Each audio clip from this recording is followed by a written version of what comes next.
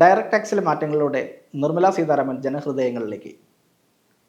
Income ടാക്സിൽ 12 ലക്ഷം രൂപ വരെ വരുമാനമുള്ളവർക്ക് tax പരിധിയില്ല.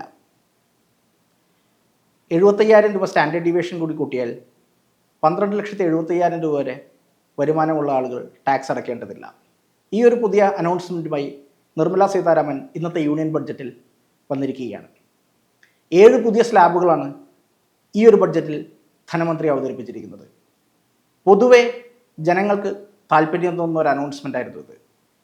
ഈ ഒരു അനൗൺസ്മെൻറ്റിലൂടെ സെൻട്രൽ ഗവൺമെൻറ് നേടിയെടുക്കുന്നത് ജനങ്ങളുടെ ടാക്സ് ബർഡൻ കുറയ്ക്കുക എന്നുള്ള ഒരു വലിയ ഉത്തരവാദിത്തമാണ്. ഈ ഉത്തരവാദിത്തത്തിലൂടെ മറ്റൊരു കാര്യം കൂടി അവർ നേടിയെടുക്കുന്നുണ്ട്. പൊതുവെ ഇപ്പോൾ കുറഞ്ഞിരിക്കുന്ന പബ്ലിക് എക്സ്പെൻഡിച്ചറും പബ്ലിക് സ്പെൻഡിങ്ങും കൂട്ടുക എന്നുള്ളൊരു ഉദ്ദേശം കൂടി ഈ ഒരു തീരുമാനത്തിന് പിന്നിലുണ്ട്. 7 സ്ലാബുകൾ 0 മുതൽ 4 ലക്ഷം വരെയുള്ള വരുമാന പരിധിക്ക് നിൽ ടാക്സും, 4 മുതൽ 8 ലക്ഷം വരെയുള്ള വരുമാന പരിധിക്ക് 5%, 8 മുതൽ 12 ലക്ഷം വരെ 10%, 12 മുതൽ 16 ലക്ഷം വരെ 15%, 16 മുതൽ 20 ലക്ഷം വരെ 20%, 20 മുതൽ 24 ലക്ഷം വരെ 25%, 24 ലക്ഷത്തിന് മുകളിൽ 30%, പുതിയ ടാക്സ് നിരക്കുകൾ.